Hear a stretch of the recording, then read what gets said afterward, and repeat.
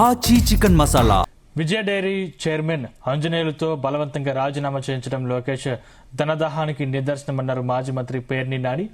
ఆంజనేయులను రైతులు ఎన్నుకున్నారని, డైరీతో టీడీపీకి ప్రభుత్వానికి ఏం సంబంధమని ప్రశ్నించారు.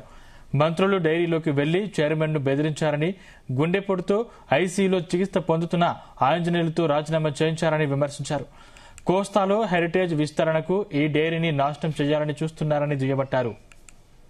లోకేష్ యొక్క ధనదాహానికి 1960లో స్థాపించబడినటువంటి సహకార వ్యవస్థలో స్థాపించిన పాల ఉత్పత్తిదారుల యొక్క అంటే రైతులే గేదె తమకున్నటువంటి పాడి ద్వారా సహకార సంఘాల ఏర్పాటు ద్వారా 1960లో ఏర్పాటు చేసుకున్నటువంటి విజయ డైరీ ఎంతో ఆకాశానికి అంత ఎత్తు ఎదిగినటువంటి విజయ డైరీ 1995 సంవత్సరం నారా చంద్రబాబు నాయుడు గారు ఎన్టీ రామారావు గారిని వెన్నుపోటు పొడిచి పొలదోసిన దగ్గర నుంచి కూడా ఈ డైరీస్ ఏర్పాటు.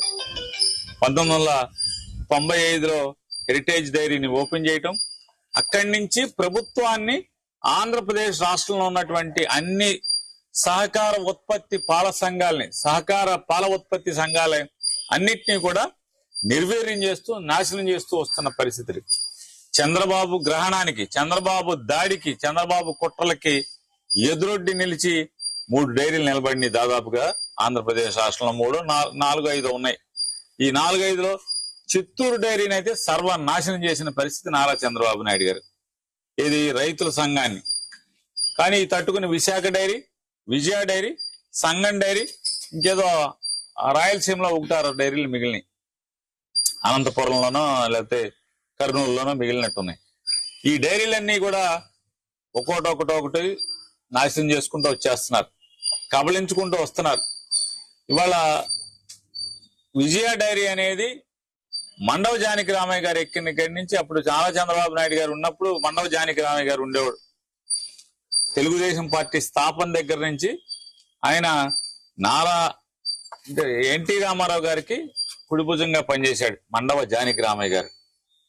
ఆయన రామారావు గారికి ఆత్మీయుడిగా ఉండేవాడు, ఆప్తుడిగా ఉండేవాడు. చంద్రబాబు ఎక్కిన దగ్గర నుంచి నువ్వు దిగిపో, నీకు దిగిపో అని చెప్పంటే ఆయన తిరగబడ్డాడు. విజయ డైరీ తిరగబడటమే కాకుండా చంద్రబాబు ఒత్తిడికి ఎక్కడా లొంగకుండా విజయ డైరీని బతికిస్తూ